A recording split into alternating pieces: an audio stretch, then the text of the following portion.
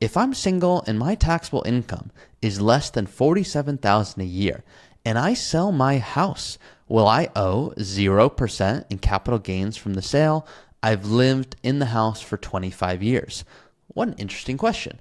Most people don't understand what Trisha's bringing up, not due to competency, but because they've just never heard of it before.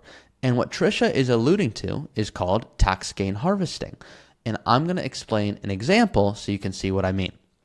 Let's assume you bought Apple stock for $10,000 and it grew to $100,000. Awesome. That's $90,000 of growth. Now, most people just put in their heads, I'm going to have to pay capital gains taxes on that.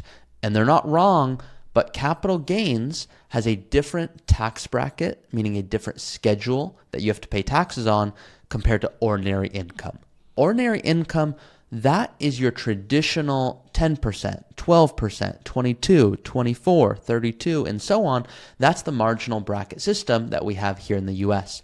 Capital gains goes on a different schedule. So I'm going to explain it, but you can also see it on my screen right now. If you want to pay 0% in taxes, this is not me misspeaking or making up something from Ozark, that Netflix show. This is real stuff here that too many people ignore. Now, let me be clear. The tax gain harvesting that I'm going to tell you right now, this only applies if you have a brokerage account. If you're wondering about, should I do this in a 401k or a Roth? This is not something you can do. It's only in a brokerage account. So that is an account that you put money into. There's no time constraint, so you can take it out before 59 and a half, but you can pay capital gains taxes.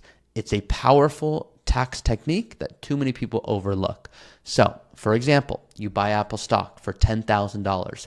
It's now worth $100,000. That is $90,000 of gains.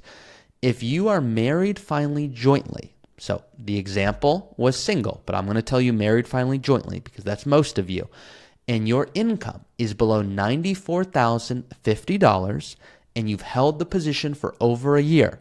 So you buy Apple stock for $10,000 in 2022. Now we're in 2024.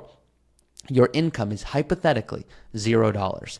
Now, it's probably not going to be zero. You're going to have interest. You're going to have dividends. I'm just keeping it simple. You buy it for 10, it's worth 100. Well, that's $90,000 of gains. You would pay 0% taxes on that. The next 4,050, you would also pay 0% taxes. It's only once you actually have income above 94,050 that you jump to the 15% capital gains.